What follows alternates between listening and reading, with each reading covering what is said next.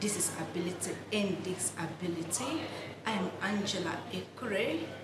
I have Dr. J. Ekbele, Executive Officer of TAF Africa, formerly known as Abino Foundation, with me. Sir, you're welcome to this special program, Ability in Disability. Thank you, ma'am. Thank you so much. Thank you for having me. Okay, I'm going to look at a big one. Sir, can we know you more? Well, I am Dr. J. Ekbele. I don't have a PhD. I always say I have a GOD that gave me PhD that I didn't have to study. I have a non-honorary doctorate in 3 different fields, in 2 fellowships. I'm a fellow of the West African Institute of Public Health. I'm a fellow of Nigerian Institute for Public Relations. And, there are much more accolades and honors that I have not accepted. I don't accept from anybody, but I'm also the Nigerian Human Rights Defender and also Human Rights Defender for France and Germany. How with your disability, how are you able to make a difference in society? Well, my albinism is a non-issue. However, I am very proud of being a person with albinism. Albinism is not a cause, it's not a disease, it's just a skin condition. Of course, we have a number of issues as a result of that sort of like poses some level of challenges in our existence. But for me and several others, we've learned to convert those challenges into opportunities. And so I am very happy and thankful to God Almighty who has made me who I am. And every day He unveils and reveals the purpose for which He created me. And I believe that I'm living that purpose, not only for myself, but for the generation born and unborn. How were you able to overcome the challenges you faced? Well, there are a number of challenges that a person with albinism faces. One of them is our visual impairment. Knowing fully well that you're a person with albinism and the challenges thereof, you automatically learn to create coping mechanism. Take for instance, for not being able to see well, I have to go down, I have to squint. I have to go closer to what I want to see to be able to see it. In terms of not exposing myself in the sun, I wear hat all the time. People think I'm trying to make a fashion statement. No, I'm covering my skull so that I don't have skin cancer. When it comes to the issue of discrimination, when you discriminate me publicly, I also go after you, not in terms of fighting you, but to make sure that I educate that individual not to discriminate. And the ones that are, or anyone that is adamant, that is insisting on a continuous discrimination, I wouldn't mind if it's possible to go as far as taking that individual to court. I don't fight those who discriminate against me, but I try to let them know the reason why they shouldn't, and where, like I said, they're adamant, we go to court to test the instrument of the law. So, yeah, basically, those are the challenges. Of course, the challenges of going to school, not seeing the blackboard, the challenges of relational abuse, which we all go through from time to time, and the challenges of trying to cope with everyday pressure of what you will eat, what you will wear, and what you will drink. Wow. you have a foundation. What was your motive? Who motivated you to start the foundation? Excellent question. Well, I was busy doing my thing, doing my business, trying to eke out a living when I felt that God called me to start this foundation. And if you follow the trajectory of the foundation, you will know that of a truth that it was God who called me, because without him I would have folded up a long time ago. Without him I probably would not be alive, because it has put me under tremendous pressure. Without him I wouldn't record the little impact that we have recorded, you know. Today I'm humble to say that we're one of the leading organizations in disability movement, if not not only in the country, but in the continent and in the world. You know, and so it can only be God. I believe that God called me to do what I'm doing, and the reasons are not far-fetched. Like I said, I would have run out of steam, I would have run out of money, I would have run out of help, but every now and then God has a way of encouraging me to stay put, to do what I do, and it's a vision. And when you have a vision from the visionary God, you can't but succeed, you know. The story of how I started is interesting, because it was on my 44th birthday when I was very uneasy, you know. I didn't know what was happening to me. Even when my mentor and a few friends had given me money, oh look, go and enjoy yourself, I was very uncomfortable. So at the point that I knew that God was trying to get my attention, so I said, okay, Lord, what do you want me to do? You know, I've never felt this way before. And he said to me, go and help others like you. Go and help others like you. When I heard that, first I said, this must be devil, because I was very comfortable doing what I was doing. I had a thriving business, so I didn't need to start any foundation and all that.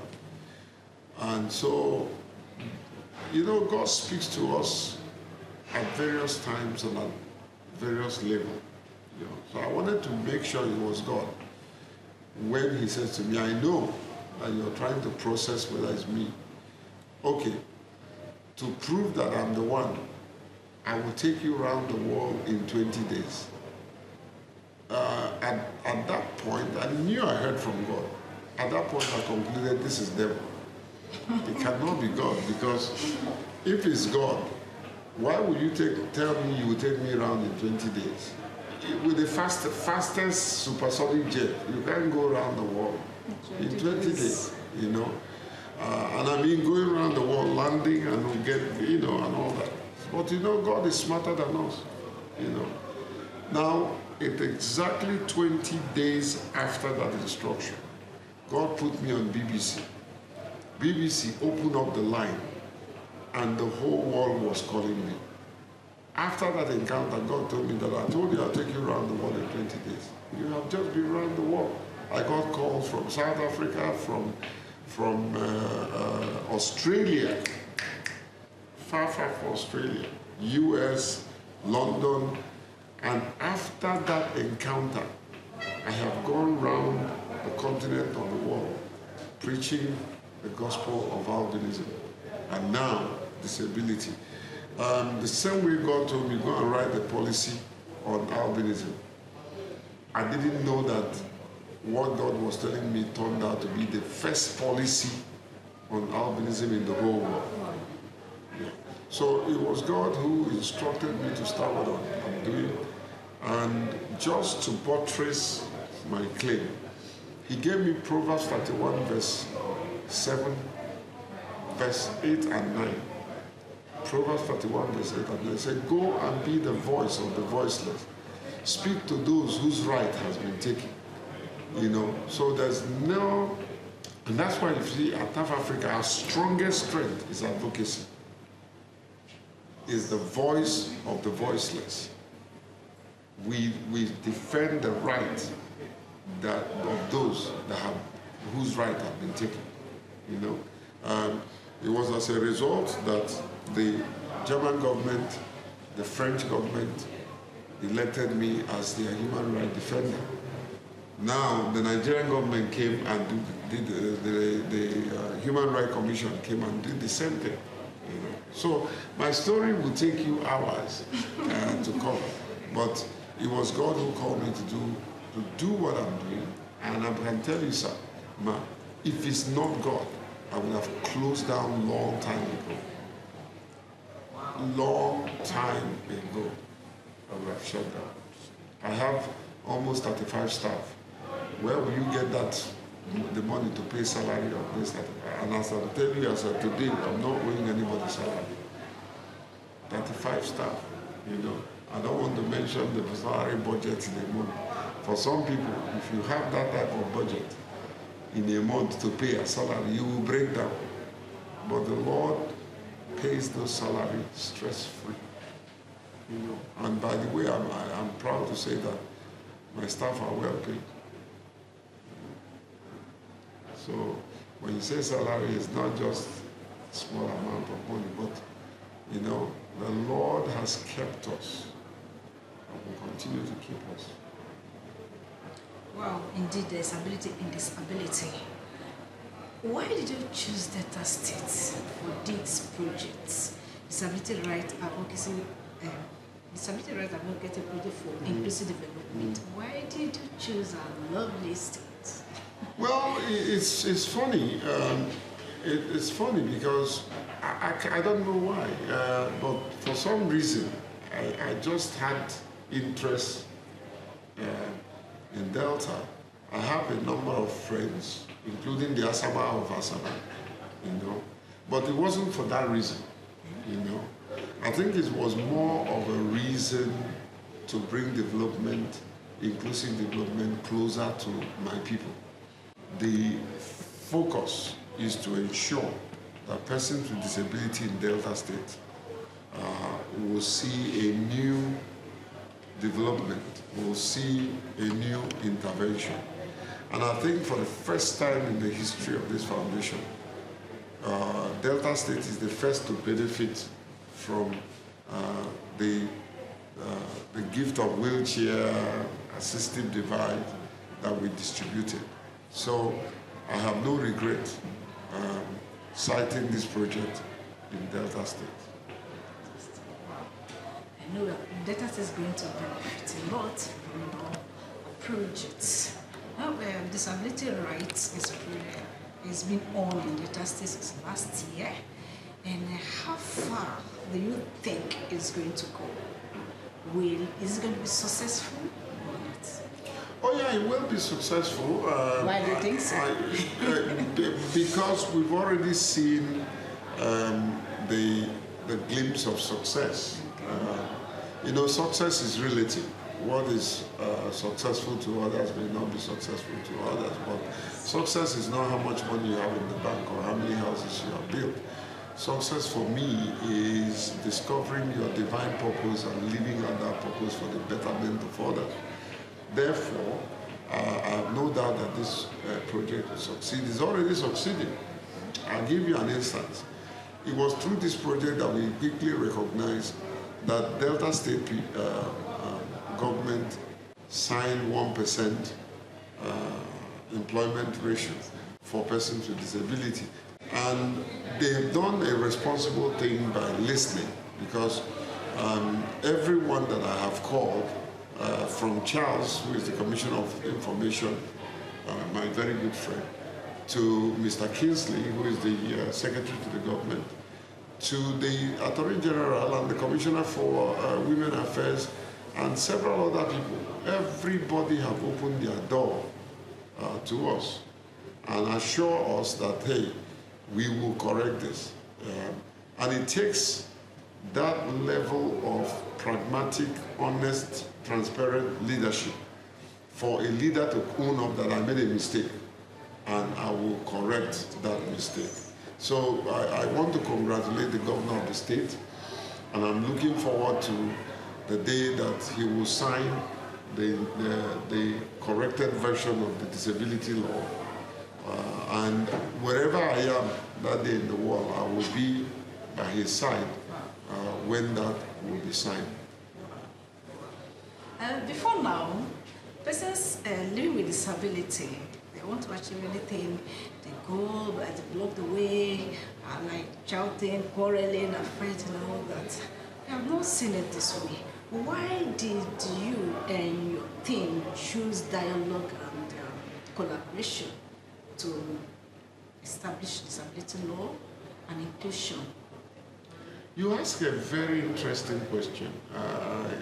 That's a very intelligent question. Now, things are taking a new turn. And this has been what I've been preaching, especially to young advocates. The days of activism by force is over. We are in the face of activism by diplomacy. Diplomatic way of engaging in activism and getting results. I don't believe that we must be on the street at all times. I don't believe that we will have to fight government at all times. When we came in here and saw this mistake, have you noticed that everyone in government, including the governor, are willing to work with us to correct it? So how would you see if I come out here now as the leader of the community and say, oh, all of us, let's get into the street. Let's make noise. Let's destroy things to get the attention of the government. At the end of the day, one, you may end up killing people. Two, the wrong people will infiltrate and destroy things, and they'll put it on your head. Three, you may not even achieve the result. There are certain leaders that whether you like it, if you shout from here till tomorrow, they won't even respond.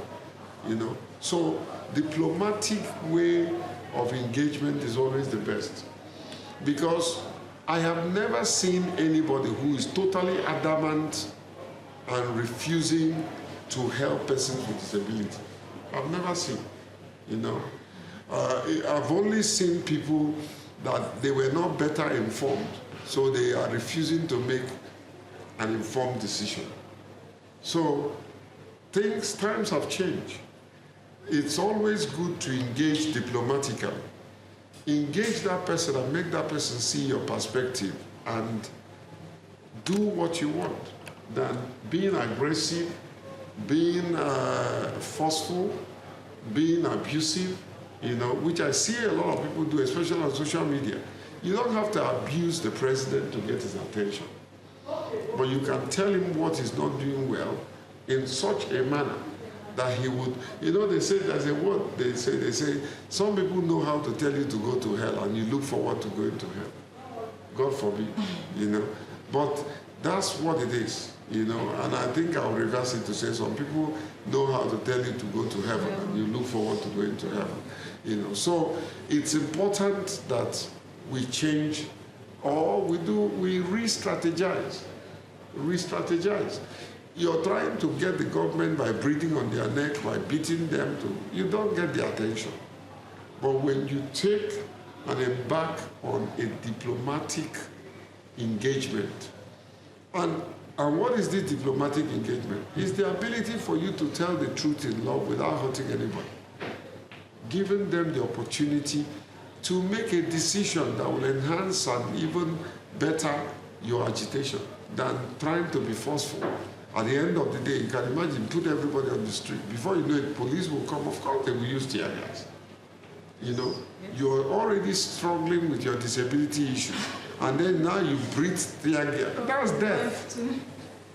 So of what purpose will it serve that you mobilize people and they came out and they died? That's why NSTARS, all the people that died till today, they didn't achieve. Yes, they made a lot of noise. They have gotten all the attention, but we have lost life. So diplomatic engagement with the intention to get result is always the best way. is always the best way. That is why you are succeeding in this race. Congratulations, sir. Thank you, man. You know you're doing a great It's only you can define what success is. Yeah, you're doing a great work in Delta State. Okay, talking about inclusion, now talking about inclusion in education, how is it going to go in Delta State? Because for now we have special schools, early secondary school inclusion, primary school non-inclusion. So how do you think it's going to work out? You know, I led the team that wrote the inclusive education policy. I led the team that reversed the inclusive education policy. I was part of those that was involved in the special education policy, regrettably, and I underline and underscore, regrettably, because special education or special schools are not, they don't enhance the principle of inclusive schools. They don't enhance, it's not part of the core drivers of inclusivity, you know. So take for instance yourself, okay? You're blind. You probably, did you go to blind school, school of the blind? I went there for rehabilitation. You said? I went there for rehabilitation. For rehabilitation, okay, that's good. However, in your work, in today's work, will you subscribe that somebody should go to school of the blind? Sir? Exactly, when there's an inclusive school, you know what that does, you know? It further alienates you from the society, you know? It will remove you from the scheme of things, you know, and still create that segregation that we're trying to fight, you know. So that's why it's important that we gradually, I'm not saying instant, gradually dismantle these so-called special schools and integrate them into the mainstream schools, which serves the purposes of an inclusive education setting. We can do it. We can do it. You know, where we have in the inclusive schools, we have resource centers. Those resource centers will have all the things you need, whether it's the cane or somebody to guide you, or systems and technology that will help you understand when somebody is calling you and read your text messages and all that. All that can be done in the inclusive schools, you know. And so I'm a very strong advocate for gradual dismantling of special schools. Somebody once told me, said, look, go and build a school for persons with albinism.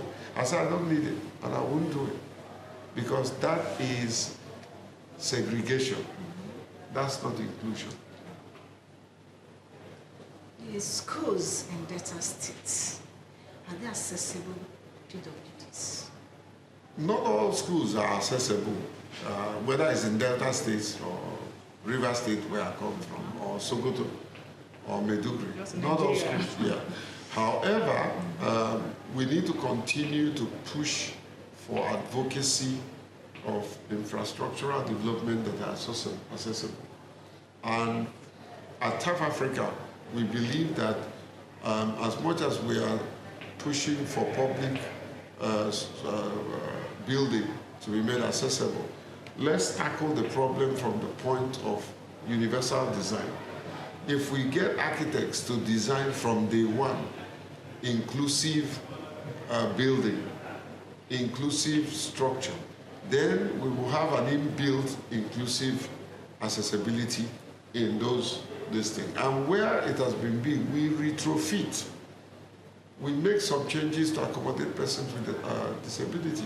I've had an interaction and meeting with the management of this hotel, and I told them that this hotel is not that inclusive. They say, oh yeah, we know, we'll make that correction. But in the new hotel we are building opposite, it's all totally inclusive, you know. So that's what it is. We will continue to advocate, continue to insist for inclusivity and accessibility, you know, and we will continue to get the same results that we expect. So your last words. My last word is it does not matter the kind of disability that you have as an individual.